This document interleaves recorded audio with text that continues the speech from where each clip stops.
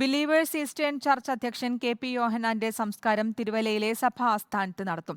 ഇന്ന് ചേർന്ന എപ്പിസ്കോപ്പൽ സിനഡിലാണ് തീരുമാനം. തീയതി നാളെ നിശ്ചയിക്കുമെന്നും പുതിയ മെത്രാപ്പൊലീത്തയെ തെരഞ്ഞെടുക്കാൻ 9 അംഗ ബിഷപ്പുമാരെ ചുമതലപ്പെടുത്തിയതായും സഭാ വക്താവ് സിജോ പന്തപ്പള്ളിൽ അറിയിച്ചു.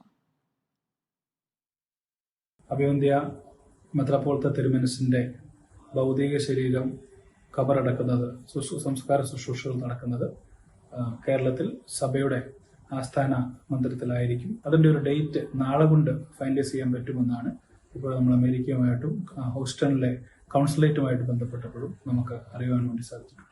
സഭയുടെ അഡ്മിനിസ്ട്രേറ്റീവ് കാര്യങ്ങൾക്ക് നേതൃത്വം നൽകുവാനും 9 അംഗങ്ങളടക്കുന്ന ഒരു എപ്പിസ്കോപ്പൽ ടീമിനെ, ബിഷപ്പുമാരുടെ ടീമിനെ സെലക്ട് ചെയ്യുകയുണ്ടായി.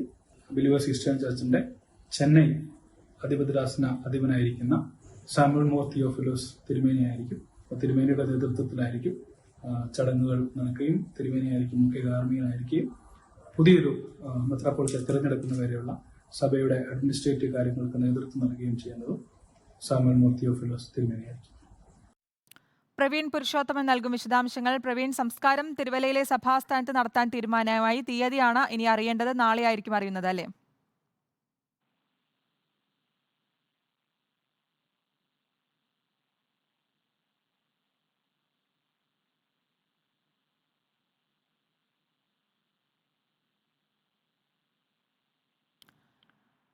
ബിലീവേഴ്സ് ഈസ്റ്റേൺ ചർച്ച് അധ്യക്ഷൻ കെ.പി. യോഹന്നാന്റെ സംസ്കാരം തിരുവല്ലയിലെ സഭാസ്ഥാനത്ത് നടത്തും. ഇന്ന് ചേർന്ന എപ്പിസ്കോപ്പൽ സിനഡിലാണ് ഇത് സംബന്ധിച്ച് തീരുമാനമായിരിക്കുന്നത്. എന്നാൽ തീയതി സംബന്ധിച്ച് തീരുമാനമായിട്ടില്ല. അത് നാളെ ആയിരിക്കും.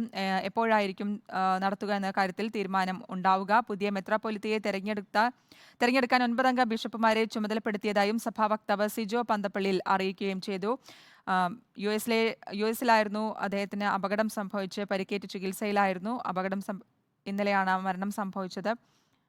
പ്രവീൺ പുരുഷോത്തമനുണ്ട് വിശദാംശങ്ങൾ നൽകാൻ. പ്രവീൺ, എപ്പോഴായിരിക്കും സംസ്കാരം എന്ന സംബന്ധിച്ചുള്ള കാര്യമാണ് ഇനി അറിയേണ്ടത്.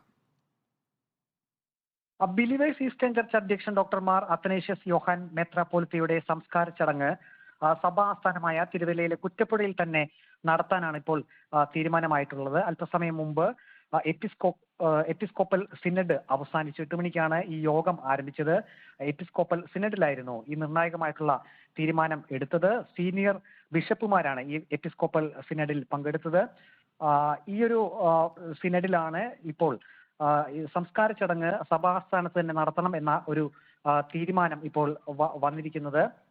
അതേസമയം തന്നെ 8 or 10 ദിവസങ്ങൾക്കുള്ളിലായിരിക്കും ഈ സംസ്കാര ചടങ്ങിന്റെ തീയതി നിശ്ചയിക്കുക എന്നും സഭാ വക്താവ് സിജോ പന്തപ്പള്ളിൽ അറിയിച്ചിട്ടുണ്ട്. മിക്കവാറും അത് ആ തീയതി നാളെ തന്നെ നിശ്ചയിക്കാനാണ് ഒരു സാധ്യത ഉള്ളത്. അതുപോലെ തന്നെ പുതിയ മെത്രാപ്പൊലീത്തയെ തെരഞ്ഞെടുക്കാനുള്ള ബിലീവേഴ്സ് ഈസ്റ്റേൺ ചർച്ച് അധ്യക്ഷൻ കെ.പി. യോഹന്നാന്റെ സംസ്കാരം തിരുവല്ലയിലെ സഭാ ആസ്ഥാനത്ത് നടത്താനാണ് തീരുമാനമായിരിക്കുന്നത്. പ്രവീൺ പുരുഷോത്തമനാണ് വിശദാംശങ്ങൾ നൽകിയത്.